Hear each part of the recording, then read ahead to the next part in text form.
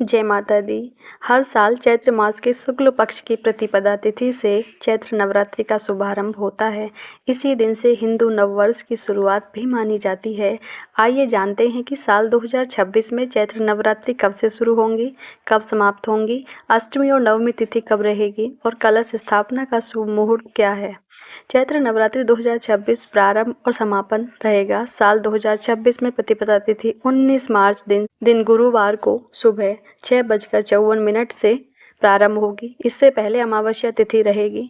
प्रतिपदा तिथि का समापन 20 मार्च शुक्रवार को सुबह 4:52 तक रहेगा। उदय तिथि के अनुसार चैत्र नवरात्रि 19 मार्च गुरुवार से प्रारंभ होगी। नवरात्रि व्रत का समापन 27 मार्च शुक्रवार को नवमी तिथि के दिन होगा।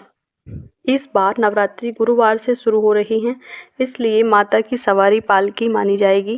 पालकी पर आगमन को सामान्य माना जाता है, लेकिन यदि भक्त पूरे 9 दिनों तक श्रद्धा और नियम से पूजा पाठ करते हैं तो माता की कृपा अवश्य प्राप्त होती है। चैत्र नवरात्रि के पहले दिन कलश स्थापना की जाती है। इसे हमेशा शुभ मुहूर्त में ही करना चाहिए। तो पहला शुभ मुहूर्त सुबह 6:54 से 7:45 तक रहेगा। दूसरा दोपहर 12:10 से 12:58 तक रहेगा। ध्यान रखें कि सुबह 6:53 तक अमावस्या तिथि रहेगी, इसीलिए अमावस्या में कलश स्थापना ना करें। पहले दिन की पूजा नवरात्रि के प्रथम दिन माँ दुर्गा के प्रथम स्वरूप माँ शैलपुत्री की पूजा की जाएगी।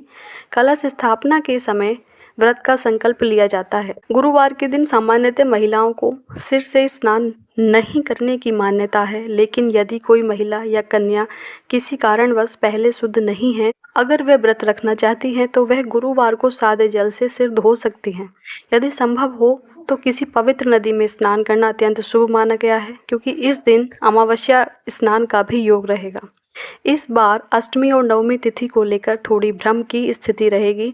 अष्टमी तिथि 26 मार्च गुरुवार को सुबह 11:49 से, इसके बाद नवमी तिथि प्रारंभ होगी। नवमी तिथि 27 मार्च शुक्रवार को सुबह 10:07 तक रहेगी। इसके अनुसार 26 मार्च को अष्टमी और 27 मार्च को नवमी। कुछ स्थानों पर अष्टमी नवमी एक ही दिन भी मनाई जा सकती है। क्षेत्र के अनुसार तिथियों में अंतर हो सकता है। कन्या पूजन और व्रत का समापन परंपरा के अनुसार रहेगा। अष्टमी या नवमी के दिन कन्या पूजा किया जाता है। इसके बाद नवरात्रि व्रत पूर्ण माना जाता है। अगले दिन कलश विसर्जन और माता दुर्गा का विसर्जन किया जाता है। फिर श्रद्धालु अन्न ग्रहण करके व्रत खोलते हैं। अगर आपको यह जानकारी उपयोगी लगे तो वीडियो को लाइक, शेयर, सब्सक्राइब ज़रूर करें और कमेंट में लिखें जय माता दी।